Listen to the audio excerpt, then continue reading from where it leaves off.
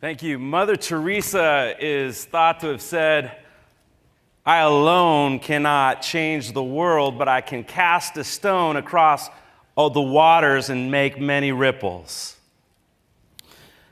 The cult of authority and expertise is often the enemy to unlikely innovation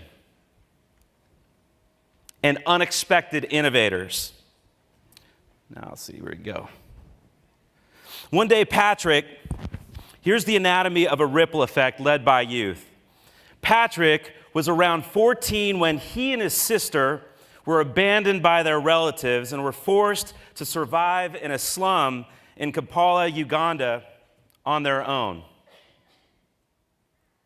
And one day, Patrick came across something moving inside a bag on top of a trash heap. He looked inside, and someone had thrown away a baby girl who was still alive. Now, he took the baby to the nearest authorities outside of the slums and told them the baby needed medical attention. The authorities told Patrick to put her back on the trash heap. And Patrick did the only thing he could do. He took a step toward hope and love and compassion and chose to raise this baby girl alongside his sister despite the meager resources at his disposal. I won't tell his remarkable story, but having been abandoned himself, he learned the art of transforming his own pain by providing sanctuary to other abandoned children. Today, he's built a girls' orphanage, a boys' orphanage, a halfway house, and now also an entire village with a medical clinic, school, farming, and job training called the Village of Hope, serving thousands of abandoned children. Patrick is a genius-level social entrepreneur at the ripe age of 27 with 0 degrees behind his name. He is my mentor. Now, I told Patrick's story to an assembly of high school students in Pebble Beach, California, which will be all over the news networks next week because it's hosting the U.S. Open for golf, a far cry from Kampala's slums. And Patrick's story had a ripple effect on the imagination of a freshman kid named Matt, who identified homelessness in Monterey as something he was concerned about, not just an issue here in L.A. He began leveling up his compassion game, handing out 40-bag lunches to homeless people on his own. And I won't tell his remarkable story in full, but soon 10, 20, 30, 40 friends from 4 different high schools, all athletes, joined his little movement of providing hope to people living outdoors. Thousands of supplies and thousands of bag lunches later, Matt had started his own grassroots movement called Athletes That Care. A different kind of just do it. Here's Matt, pictured hosting the first of 3 Super Bowl parties that he and his high school friends held exclusively for our homeless population. Patrick and Matt's story had a ripple effect and an epiphany on us. Traditionally, community service has been go and volunteer for someone else's idea. But what if we flip the script and ask young people, what's your big idea? What's a problem in your community that's meaningful to you? What's a cause that's important to you? What's a solution that you might come up with on your timeline with your passions, your skills, your friends, and your family, and your schools?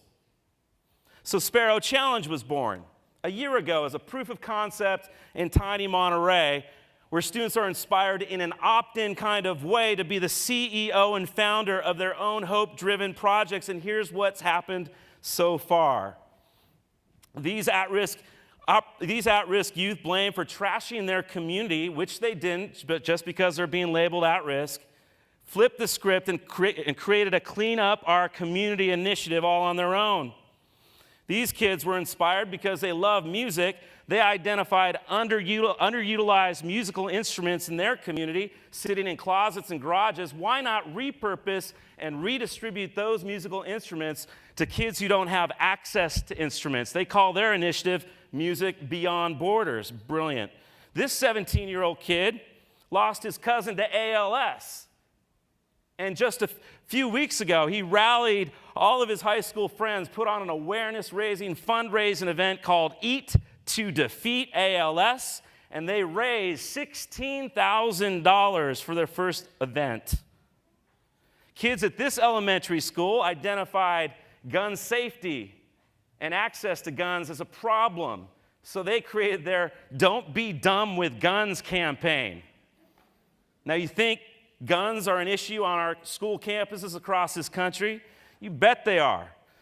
These young women warriors, brilliant, they created a mental wellness pop-up on campus because they themselves deal with mental wellness issues in order to destigmatize the issue and give kids immediate access to resources they might need if they're having a tough day. You think mental wellness is a problem on our campuses across this country? That's a $10 million idea right there. On and on the list goes. From 1 to 50, on our way to 100 projects within 1 year. Ripple effects led by youth everywhere. We're seeing young people turn community service from a have to do into a want to do, turning community pains into community gains. This is only a 1-year-old baby-sized movement, and we need some Patrick-sized love and care and wisdom so that this cannot grow this is not my idea, but to grow the big ideas of young people everywhere. I know there are smart people in this room who would love to help figure this out, spread this kind of ripple effect. The concept is there. It's free. It's not mine. It's Patrick's. Take it. It's open source. It's your gift. Kids are hungry to give back. When they're asked to do something, they will surprise. When inspired to arise, they will 100% surprise. Not just with their solutions, but with their passion and their audacity to create a more kick-ass world. Let's go do it with these kids. Thank you very much.